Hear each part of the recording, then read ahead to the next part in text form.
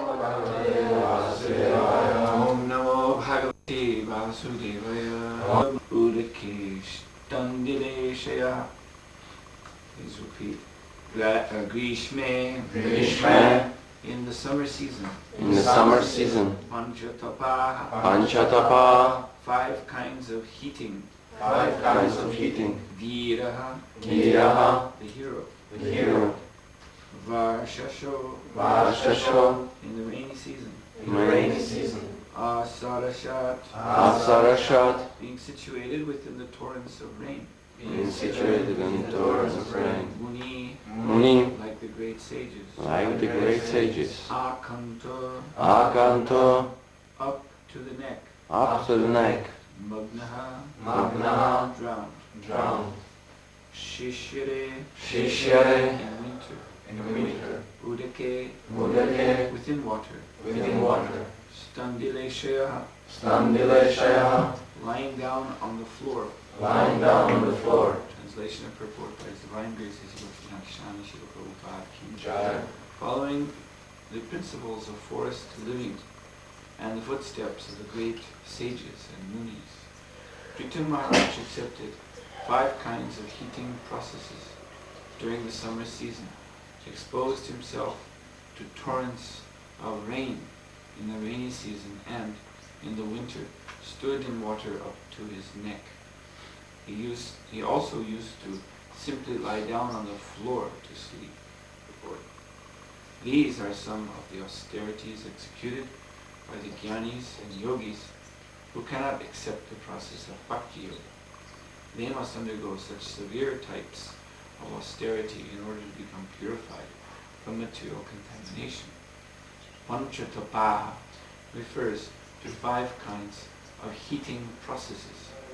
One is enjoined to sit within a circle of fire, with flames blazing from 4 sides, and the sun blazing directly overhead. This is one kind of panchatapa, recommended for austerity. Similarly, in the rainy season, one is enjoined to expose himself to torrents of rain, and in winter to sit in cold water up to the neck. As far as bedding is concerned, the ascetic should be content with simply lying on the floor. The purpose for undergoing such severe austerities is to become a devotee of the Supreme Personality of Godhead, Krishna, as explained in the next verse.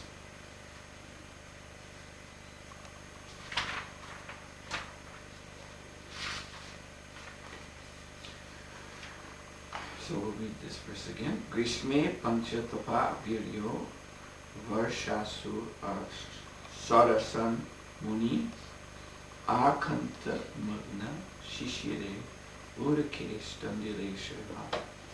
Following the principles of forest living and the footsteps of the great sages and munis, Prithu Maharaj accepted 5 kinds of heating processes during the summer season, exposed himself to torrents of rain in the rainy season, and in the winter stood in water up to his neck. He also used to simply lie down on the floor to sleep.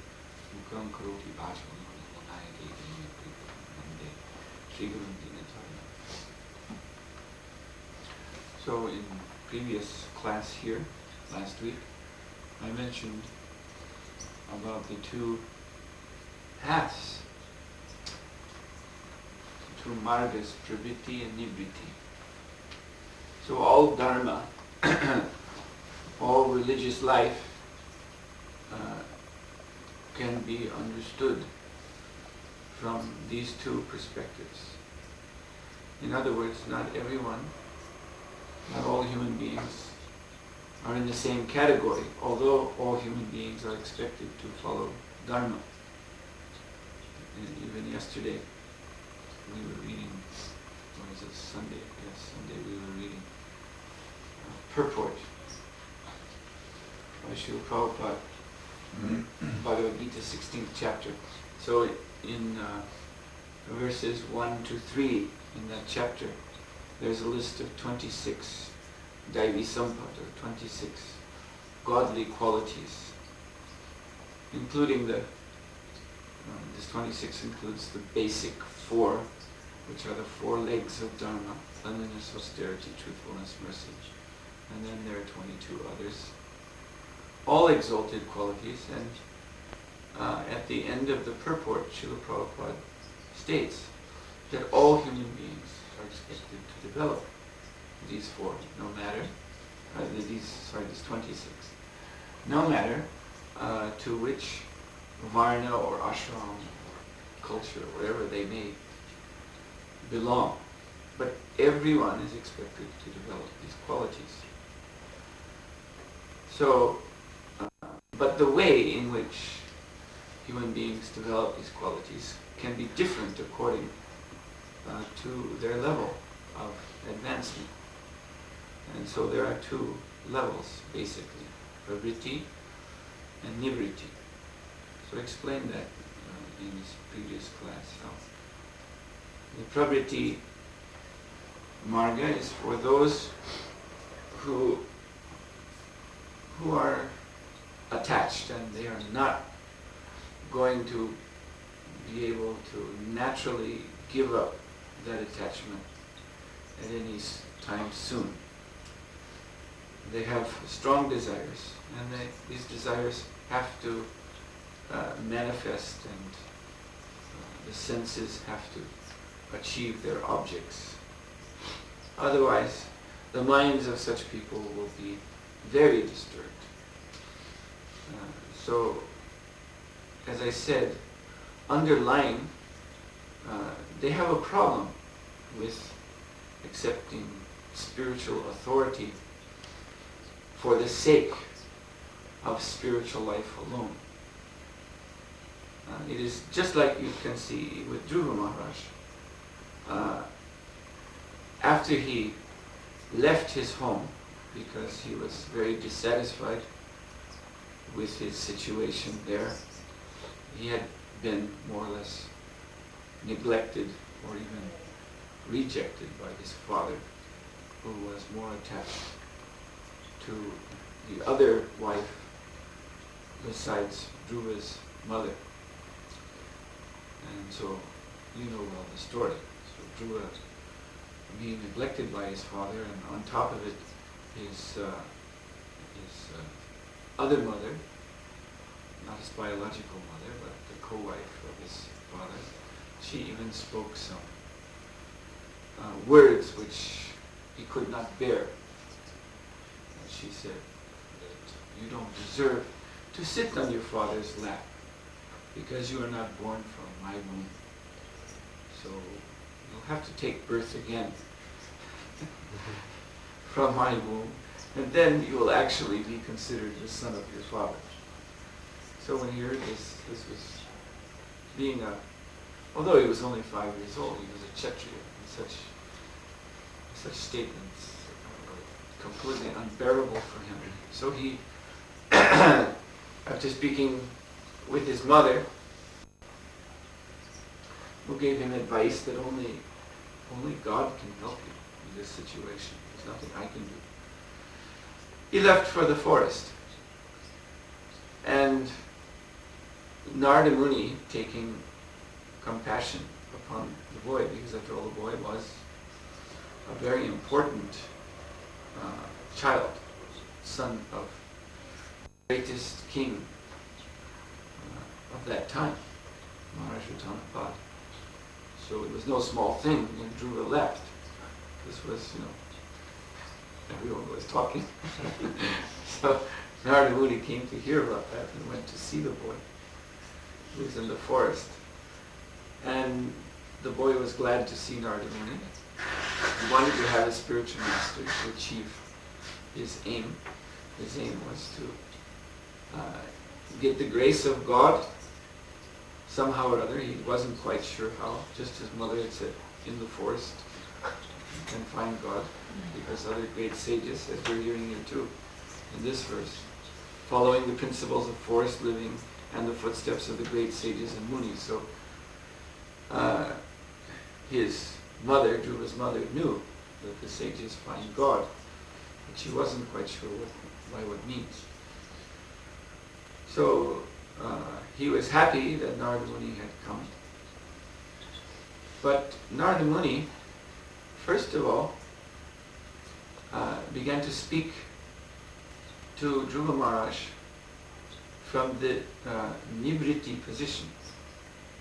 The nivriti position is the position that there is nothing worth troubling ourselves for in this material world.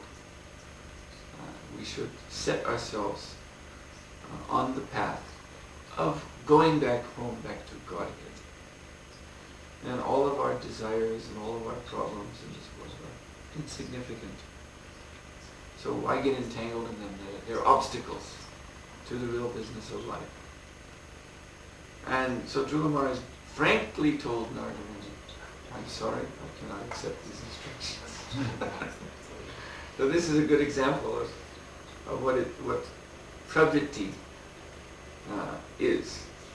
And I also spoke of Prabhupada, also in explaining this, gave the example of the ant pursuing sugar. The ants, Prabhupada said, you see them. In India you see them very, Mayapur, they're very, very quickly appearing, these ants. You eat anything, because when I live in Mayapur, Gurukul, so we take prasad, myself and Bhaktivedanta Purna Swami, and we see how quickly the ants are coming. It's almost as if from nowhere. There's a line of ants, like a little army, and you see it forming. You start to eat and you see them forming suddenly, and then they start to send a column. They're very well organized. So Srila Prabhupada said, yeah, they're doing all this for the sweet taste of sugar. So most people in the material world, whatever they're doing, we see that the karmis, of course we always talk about it among ourselves, how fallen they are in so many ways. Yet nonetheless, they are, we have to admit sometimes when we look at the level of organization in ISKCON and compare it to the world outside, that they're quite well organized. But it's like the organization of ants. Ants are also very well organized, but their minds are geared to sugar, or sense gratification, in other words. They're dedicated, they're devoted, and so similarly are the karmis. They want sense gratification. Nothing makes any sense unless, just as Dhruva Maharaj was telling Narada Muni, that unless at the end I'm going to get this a kingdom greater than even my father or forefathers have ever had, unless I fulfill this object of desire which is burning in my heart, then what's the use? What's the use of my being? So this is pravriti. So then Narada Muni, he changed his approach. Now the Dharma didn't change. The Dharma didn't change. We find, just as described here, there is a process of austerity, 5 kinds of heating processes during the summer season, one of which Srila Prabhupada has described in his purport. Extremely austere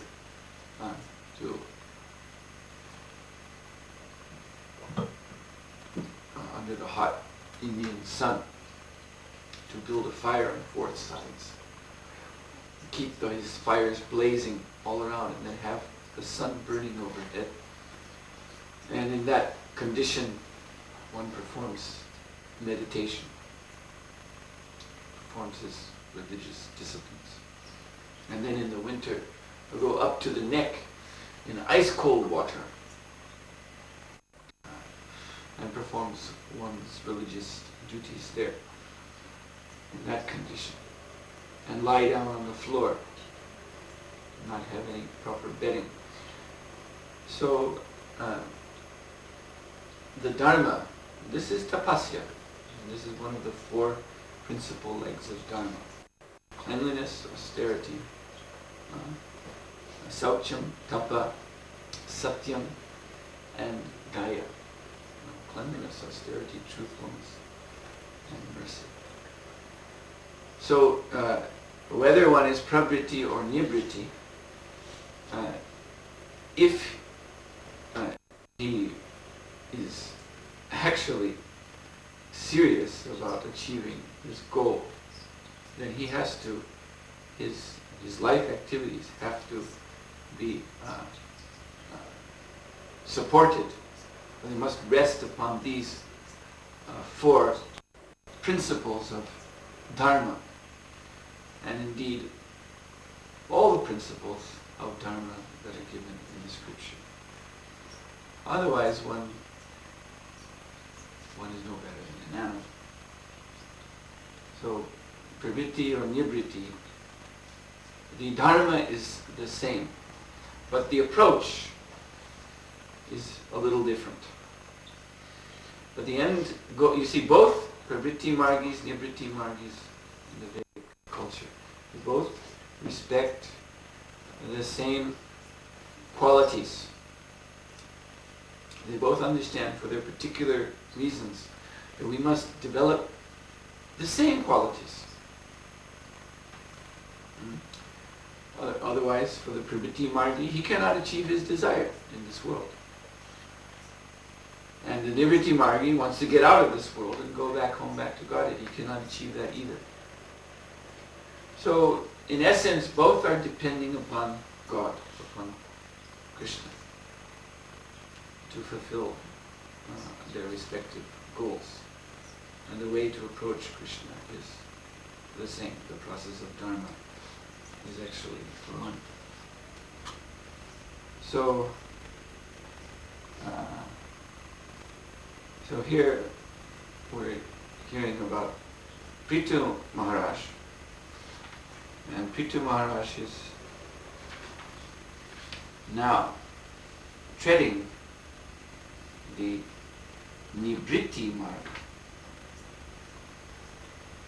He is now setting himself on the path of going back home, back to God. And so now preliminarily on this path, he is situating himself, as Prabhupada is saying. He's preparing himself to become a devotee. Of course, Prithu Maharaj is already a perfect, pure devotee. He's a Mahajan, one of the great authorities, 12 great authorities in devotional service. But the path of the Mahajans this is what we must know about the Srimad Bhagavatam. The Srimad Bhagavatam presents the path of the Mahajans, which is a path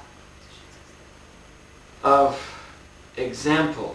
The path of the Mahajans is the path of example for all human beings that is set down by Paramahamsas. Paramahamsas means, or to use another term, Mahatmas from Bhagavad Gita. But they are Krishna's men. They're Krishna's devotees. Paramahamsa, they have no interest in this material world. But yet, nonetheless, because of their love for Krishna, they want to, their great desire is to see that Lord Krishna's mission is properly established in this world. Lord Krishna's mission is to bring all the fallen souls back home, back to Godhead.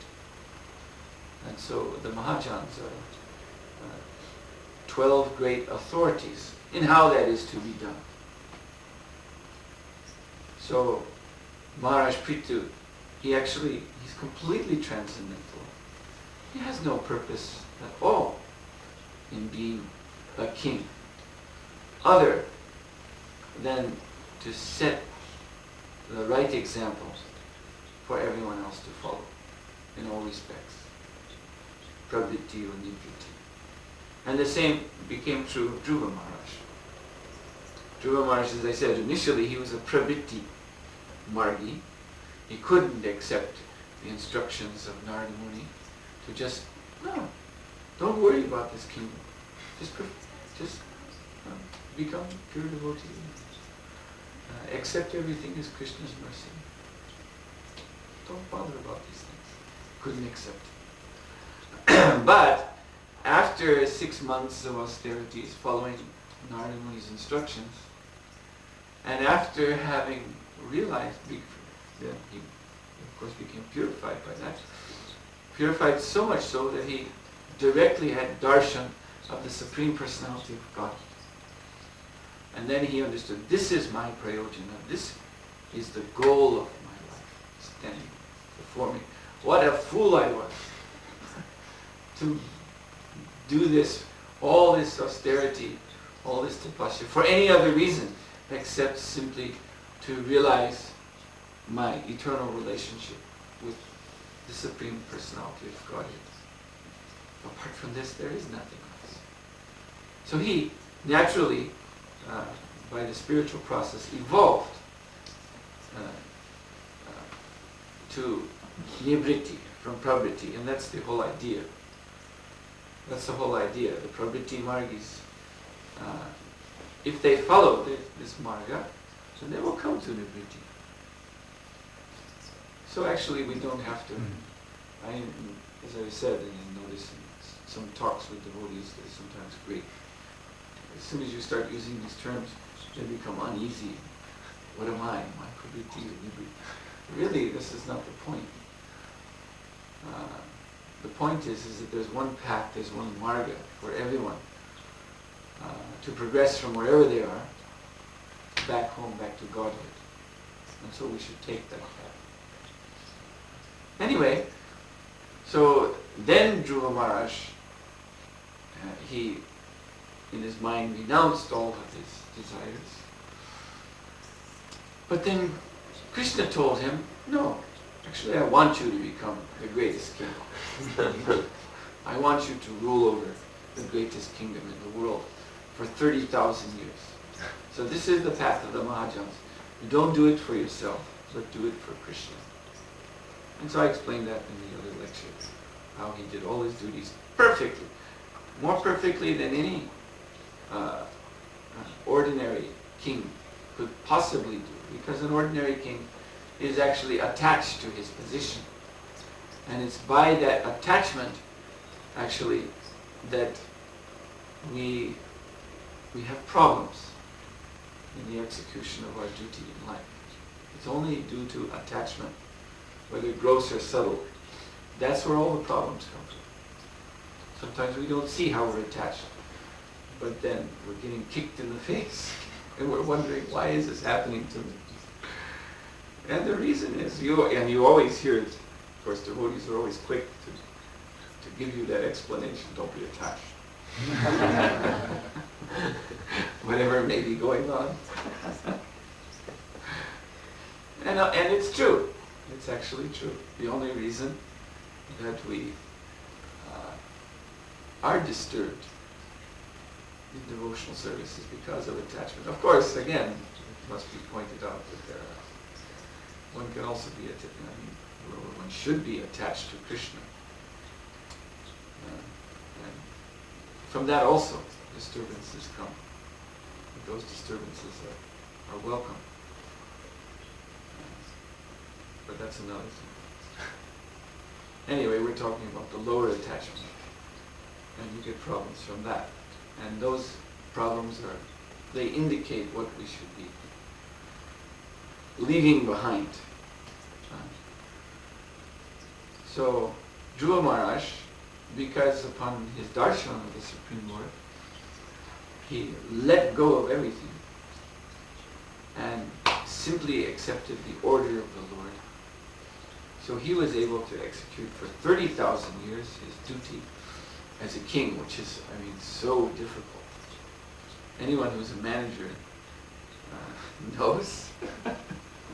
You have to manage one house or one restaurant or something like that, or one the inside of one Sankirtan van, or one office, and already there's so many problems. Imagine having to manage the Bhumandala region. And not for 30 years, but 30,000 years. And so Dhruva did that perfectly. Every situation he was in, he came into in that 30,000 years, he dealt with perfectly. There was no complaint. And this is because this is the path of the Mahajans. He appeared to be a pravriti margi. He was doing all of the social duties expected of a king, including the enjoyment, position of the greatest enjoyer in the kingdom. And yet he did all this from the standpoint of nivriti. But none of this is actually mine. That I really have nothing to do with any of this that is happening. But this is my duty that I'm expected by Krishna to do. Yes. So this is the path of the Mahajans. And the Srimad Bhagavatam is presenting every page of the Bhagavatam is presented in that mood. That for the benefit of everyone, there is one path. Akama, savakama, va mokshakama, udarati. You may be akama, you may have no desire. You may be a pure devotee. Fine. But you may also be savakama, you may be full of desire. Or you may be moksha kama. So now, when we consider this, it comes clear that there is pravriti, there is nivriti, and it may be taken there is something even beyond that. Because pravriti means sarvakarma, nivriti means moksha kama. Sarvakarma, one has so many desires, and nivriti, when one wants to get out of this material world, then he has one desire, moksha kama. He has the desire to become free, liberated. But the pure devotee is akama. He has no desire. Because Narayana, he is Narayana Parayana. He surrendered always to Lord Krishna in any situation. Narayana Parapali Nukutascham Pipite Svarga Pavarga Narakeshu Api Tulyarta Darshan. So, wherever he may be, Svarga, in heaven. Heaven is the desired goal of the nivriti, the pravriti margis, as Prabhupada explains in one purport. The nivriti margis, the pravriti margis, as long as they have pravriti, as long as they're acting upon their desires, then Svarga, or heaven, is as far as they get. So Svarga, and then Apavarga is the state of liberation. And then Narakeshu, there's hell. So these are three destinations. Liberation, heaven, or hell. Api Tulyarta Darshan. But one who is Narayana Parayana, he sees all three as the same. He doesn't distinguish between the three. So he's on another, you can say he's actually on another marga, which is the bhakti marga, the marga of devotion. It makes no difference to him whether in heaven, in hell, or in a liberated condition. Because all these three states rest upon the absolute truth, Krishna. So instead, by the personified Vedas, there's a nice example given. Whether you place your foot on a floor of stone, or a floor of wood, or I think it's a floor of simple earth, there's three. Stone or wood or earth. It doesn't matter. Your foot is ultimately on the earth anyway, because the soil, if the floor is just like in Mayapur and even grass huts, so then the floor is made of clay, cow dung mixed with clay. So this is the earth floor. But if there was a wood floor or a stone floor, still, you place your foot on that, you're placing your foot on the earth. Because where does the wood come from? It's a product of the earth.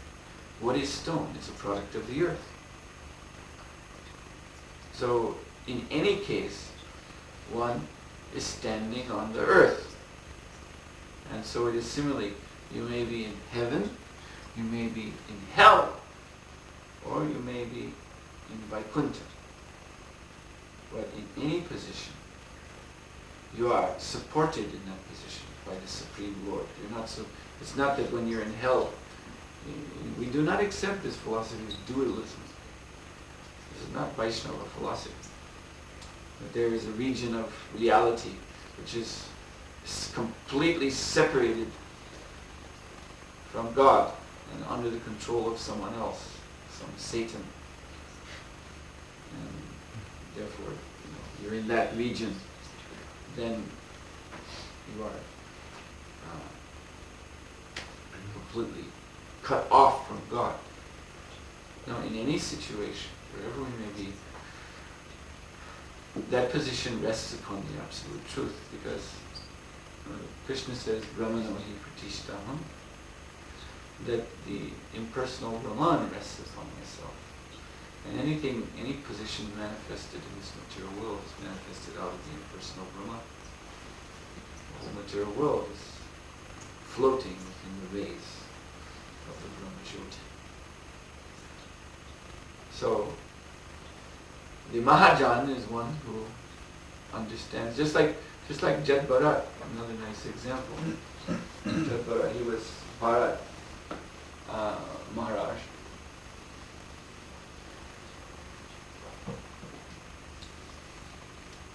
In his previous lifetime, had to take birth again as Jat Bharat due to, after his life as a deer, which was Maharaj Bharat's attachment.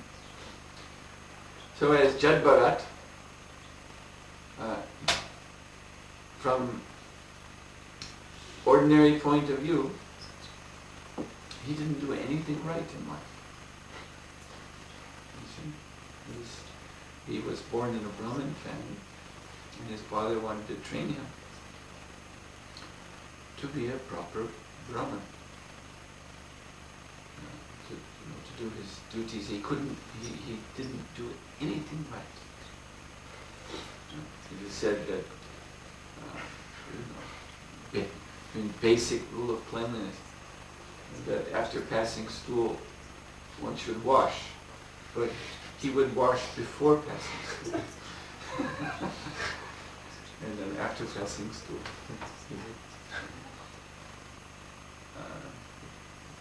he would act as if, so now my duty is complete, because I did wash before. So his father couldn't teach him anything. Father couldn't, and so his father rejected his boy. He thought he was hopeless, he was useless. But Jat Bharat, it didn't matter. You see, if you imagine such a person, I don't think we would let him live in our temple. You see, so you consider this for a moment and you can see the situation. If such a person came among us, then I think the majority of devotees would think, this guy is hopeless. Maybe another lifetime, but his lifetime.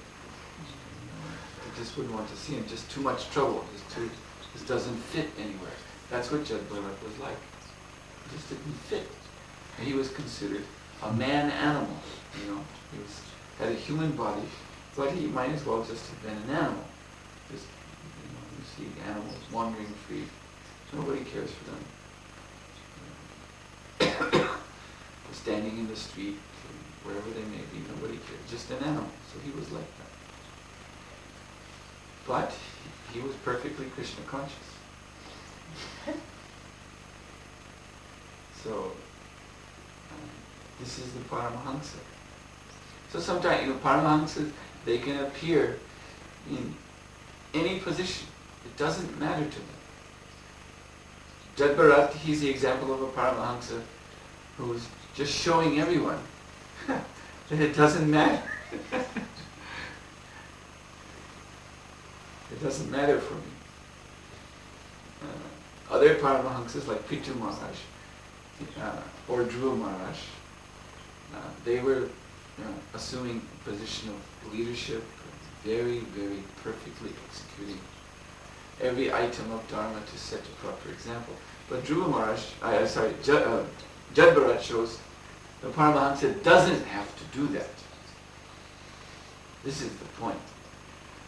It's not that Prithu Maharaj has to do this in order to go back home, back to Godhead. No. Prithu Maharaj is always established in Krishna consciousness, wherever he is, whatever he's doing. But out of mercy, out of duty to the Lord, to show the right path, he's doing this. But Jad Bharat shows, I don't have to do this. I don't have to do one thing that you people do. Not one thing. I don't have to chant 16 rounds. I can get up when I want. I can do whatever I want. But then that's the point, that we can't do that. This is also the thing. We cannot follow the path of Jad Bharat. And Jad Bharat really followed that path because he was captured by these worshippers of Goddess Kali. That's the thing. In India, you know, there's plenty of people wandering around imitating Jad Bharat. But if you set them down, you dress them up as a sacrifice, you get out the chopper, you carry the chop off there, then you're going to see they'll have something to say about that. Then suddenly they will be making distinctions. But he didn't. He didn't do anything. He was content. He didn't make any arrangement to save his body. And instead, the goddess Kali appeared from the Murti and killed all these people. She could not tolerate that such a pure devotee was completely innocent and detached from the world, that he will be so cruelly slaughtered by these rascals in my name.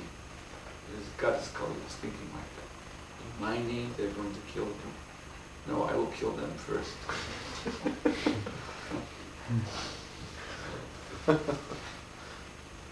So, you know, this is, if one can do that, like Jad Bharat did, then you can follow his path. Yeah, then you don't have to chant your rounds. You can have a test to be like, get off the chopper. No, we won't do that. But actually internally that is the position of the Paramahansa. He has no need for this. He has no need to follow any formal rules and regulations whatsoever, because he is inseparable from Krishna in his heart. But generally we see in the Bhagavatam, the Paramahansas, when they appear in this world, they do so to set the right example for everyone to follow. And so this is the point here. This is what we're seeing in Prithu Maharaj, that he's performing austerities which Prabhupada has said in the purport, the first sentence of this purport. These are some of the austerities executed by the Jnanis and Yogis who cannot accept the process of Bhakti Yoga. So why would Prithu Maharaj, who's a pure devotee, do this? Because he's setting the example. He's showing the path for everybody. And then Prabhupada says that the purpose for undergoing such severe austerities is to become a devotee. So this is, he's setting the path for everyone to become a devotee. Mahajan. Srila Prabhupada ki jai. Any questions? Yeah. So, technically, to clear up the terms, is the pravriti marga the same as anamishra bhakti or karma mishra bhakti? Can we say like this? Pravriti marga includes demigod worship, includes karma karma, jnana karma. So one can say that, understanding that in all Vedic culture there must be some bhakti somewhere. It may not be very prominent, but there is always some hint of bhakti in everything. Because Vedic culture is the culture of Krishna. It's Krishna's own culture, which he establishes in this world for the benefit of all human beings. So if you understand that, then you can say that. Anything else? Yes? What are the disturbances because of the attachment to Krishna? What? What kind of disturbances we have if we attach to Krishna? You don't know? You don't know? You never had any experience of that? No? You don't know? You have a Vaikuntha girl here. So if you don't know, that's good. So don't worry about it.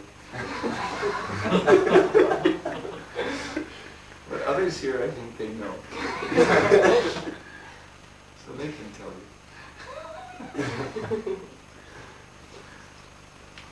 Yes? So is the point of frustration the beginning of Yes, that's the idea. That's exactly how Srila Prabhupada explained it, using this example of the ants. The ants run here and there after sugar, but nivriti, that's pravriti, and nivriti begins as soon as one starts to question, why am I doing this? As soon as one starts to, detach himself from himself. This is called, in philosophy they call this apperception. To observe yourself, to stand outside of yourself and see how you're observing the world. So as soon as one can do this, as soon as one can see that the way I'm looking at the world is quite strange. It's why? Why am I pursuing the objects of the senses? What is the point? As soon as these questions start to come up in the mind, then this is the beginning of nivriti. So, and Vedic culture is arranged in such a way that varnashram dharma, this begins at naturally speaking, this begins at the middle of life, after one has gone through brahmacharya and then grihastha ashram. And as one reaches the end of his grihastha duties, then there's a shift. Vanaprastha is where this begins. The Vanaprastha life, one is performing austerities, one is giving up step by step the ways of attachment that one was following as grihastha. And then this leads to sannyas. So it's that juncture between grihastha and vanaprastha, nivriti. Formally, we're speaking in very formal terms, that's where it begins.